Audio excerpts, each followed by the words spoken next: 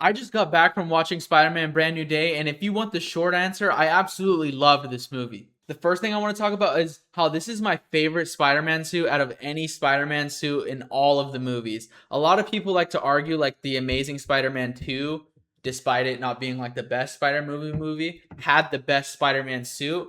But I think this suit just is that classic comic book feel and takes the best from all the Spider-Man suits over the years, and it just worked really well. Beautiful Spider-Man suit. I don't know where I would rank this movie in terms of like all of the Spider-Man films over the years, but in terms of like Tom Holland MCU Spider-Man, this is definitely hands down the best movie out of all the MCU Spider-Mans for sure. With a lot of the MCU movies, it was like Doctor Strange or like other things going on, and then like No Way Home was like the nostalgia filled movie, which was still a really good movie. But this one just felt like real Spider-Man again, honestly. Like just like the classic Peter Parker Spider-Man story. How like Peter's like broke, like he's exhausted, he's lonely, and he's just like having trouble balancing his real life with being Spider-Man, or like overworking himself as Spider-Man so he doesn't even really have a true life because nobody remembers him at all, as you know from No Way Home. I think the cinematography of this movie was really good. Like they captured that New York atmosphere vibe really well. They had a lot of vibrant colors in the movie. The nighttime scenes were good. The web swinging in this movie was so peak, bro. Honestly, I personally think it's probably the best web swinging out of any Spider-Man film ever too. Just like swinging around New York. And then you saw the trailer, like he has the organic webbing too. So like even swinging with that was like dope. Tom Holland had really great acting during this movie. And a lot of people critiqued his No Way Home performance just because like there was a lot of like the emotional aspects that a lot of critics said that like didn't hit all the way. For some reason, I was perfectly fine with his scenes in that movie, but just like, movie critics, how they can be. But I would say he improved in his emotional aspects in this movie overall. It felt every time he was going through a hardship, you felt it. Like I was sat there and I was like, ah, oh, man, like that sucks. Overall, Tom Holland killed it once again as Spider-Man. And honestly, if he keeps going more and more Spider-Man films, bro, he'll have a strong argument. I personally already think Tom Holland's the best Spider-Man out of all of them. As the years go on, we'll all come to realization that Tom Holland is Spider-Man, bro. Out of all of them, he is Spider-Man. He embodies Spider-Man, especially with this film because it's back to like actual Spider-Man. That's the argument you could have. Like he was just like, oh, he's just like MCU. Da da da da. I think Tom Holland killing it, man. Oh, another thing I really loved in this movie is Frank Castle, like the Punisher in Spider-Man. That's like kind of like Spider-Man's like only friend, I guess you could say, but they're not even really like friends because they're fighting each other for a little bit in the movie also. Their chemistry in the movie was one of the best parts of the movie overall, man. John Bernthal was one of the biggest highlights of this movie, and I definitely want to see him in the Punisher character in more stuff coming up, like maybe like another season of the show, but he killed it as the Punisher. Amazing performance by him. I won't get into like secret villain yet. In terms of villains that are in the trailer and spoiler free, Scorpion was in the movie. He was heavily marketed, but he didn't really have too big of a significance in the movie. And then Tombstone was in the movie, but they're in the movie for literally like maybe less than a minute. Just get swooped up by Spider-Man. Comparing this movie to like Homecoming, Far From Home, and No Way Home, I think it's better than all of those films, man. He absolutely blows those films out of the water just because of everything I've talked about so far. I mean, 100%, this is the best Tom Holland Spider-Man movie yet. My final, like, non-spoiler recommendation, would I recommend you to watch this movie? Absolutely. I'm actually going to go watch this movie again on Sunday. And before I get into spoilers, I'll show you the popcorn bucket I got from AMC. Pretty tough. Even has like the little thing back on his neck. But yeah, that is my spoiler warning. From here on, I'm going to be getting into spoilers. So if you haven't watched the movie, click off this video and then come back after you watch the film. All right, so first thing I want to talk about in the plot is the Jean Grey reveal, man. Sophie Turner was secretly playing Jean Grey and was like one of the biggest surprises of the movie overall.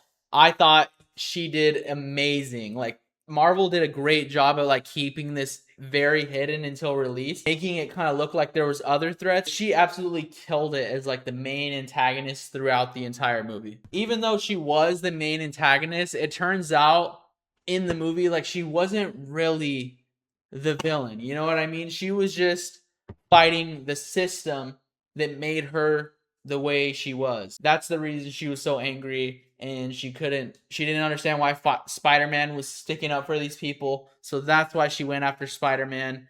And I would say she's more of like a tragic character more than a villain. While she's the main antagonist of the movie, she did amazing. I hope to see more of her in the future of Marvel, since they're gonna probably be working on X-Men a lot more. She killed it. So excited to see her over the years as she keeps playing Jean Grey. I already talked a little bit about the Punisher and Spider-Man, but yeah, their chemistry is just on top throughout the entire movie. Like, even kind of like their emotional-ish aspect.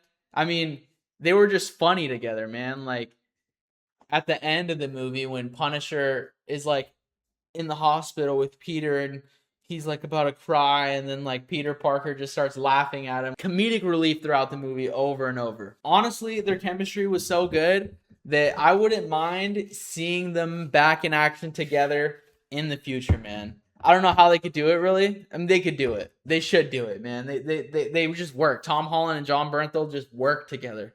It just works. I don't know how to explain it unless you've seen the movie, but you'll understand what I'm talking about if you're this far in the video anyway. I didn't even talk about this yet, but like, yeah, Bruce Banner was also a role in this movie, and he didn't have like tons of screen time, but every moment that he was in the movie was also really good. You know, they already revealed Hulk in the trailer. Whenever the Hulk and Spider-Man fought in the movie, it was just so rewarding, man. Like, just to see like two beloved heroes go at it again. I think they honestly did that one for the fans. That was a little fan justice there. That was an amazing fight sequence in the movie. Seeing the Hulk be fucking mean again, man. Like, I'm like, enough of this smart Hulk bullshit, man. We needed like the angry, like green. We needed the Incredible Hulk, which is what was in this movie. We want more Hulk content. We need the Incredible Hulk, not this pussy Hulk. I'm serious. So yeah, I don't think Bruce Banner was like too prominent in the plot. They kind of just like mixed him in there, but I'm 100% glad they did. It paid off. You know, I'm not complaining at all about that whatsoever.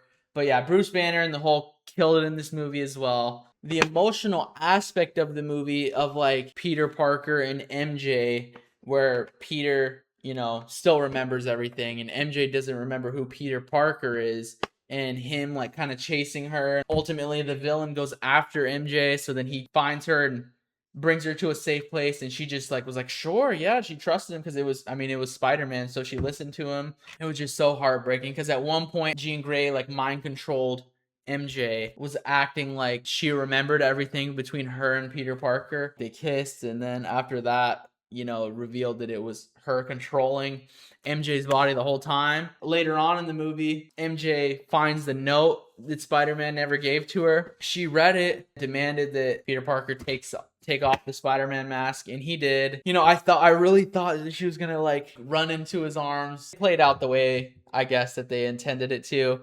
She said she didn't love him. That was the saddest part of the movie for me, because you just want him to win, man. You just want him to rekindle that relationship, but he did it to protect her, man. And it's so sad because you know that just Peter Parker loves MJ so much. But yeah, that was like if there was any tearjerker point in the movie, it was MJ telling Peter Parker that she didn't love him because she didn't remember anything, even though Peter Parker literally remembers everything, every moment.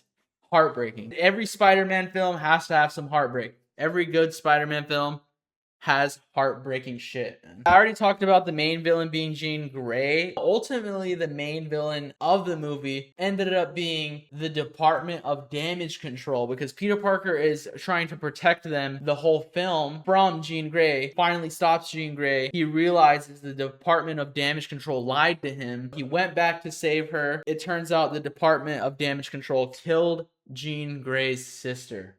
And that's what made her evil. She was literally just looking for her sister. She didn't even know she was dead. She was just looking for her sister, found out she was dead. Peter Parker comes in, saves the day. Punisher being Punisher wants to do things his way. On a building very far away, hits the craziest snipe ever. It would have hit. Spidey senses tingled. Peter Parker jumped and took the bullet for Jean Grey because he realized that Jean Grey and him are kind of like the only two people that can relate in their world together. My favorite action sequences, I liked when Peter Parker got enraged and like kind of taken over by the spider and just became a little bit more of like a violent Spider-Man. Like when he was fighting Scorpion and like almost killed the New York police officer, like that was badass. I loved when Peter Parker had that like killer instinct. But then, that's not real Spider-Man. Spider-Man saves the day. Cool to see him struggle with that though, and like just be straight up mean, man. They also had some shit in here that just like straight out of the Spider-Man video games. There's one sequence was like the organic webbing, one of the last fights of the movie. Beautiful, man. It looks so good. Obviously, the Hulk fight and like the destruction that the Hulk causes. Spider-Man just trying to stop him, not hurt him. The Hulk realizing who Spider-Man was. One of the best fight scenes in the movie. Best emotional moment for me, right at the end when he finds Ned in the flower shop, goes up to him and does the handshake, and he realizes that Peter Parker is Spider-Man. He remembered him, which was beautiful, and that's how it ended. Great ending to the movie. I absolutely loved this movie. I feel like this film is in the top 3 Spider-Man movies of all time. That's just how I feel. I'm not a critic. I'm just a fan. I'm just a movie reviewer guy. As far as the future of Spider-Man, I mean, I know like the whole Doomsday and like blowing up the universe deal. It's Spider-Man. Come on. He brings in the money. They ain't gonna stop making Spider-Man. The end credit scene, I don't know what it fully meant, but if I had to guess off the top of my head, it showed a Spidey, like on the Spidey app where they like detect Spider-Man, it showed one in space. My thought, and I'll be so hyped that the next Tom Holland Spider-Man movie should be Venom. I need that movie. If we get a Venom versus Tom Holland Spider-Man film, that might honestly go down as like the best Spider-Man movie ever. You guys already know the drill. I'm going to be a critic one day. I have nothing bad to say about the movie, man. I'm giving it a 4.5 out of 5 stars, man. Absolutely phenomenal film. Shout out Destin Cretton. He absolutely cooked. We're so back. Spider-Man's so back. I hope you guys loved it too, just as much as I did. And if you didn't, let me know in the comments why. But yeah, that's basically all I have for you guys today.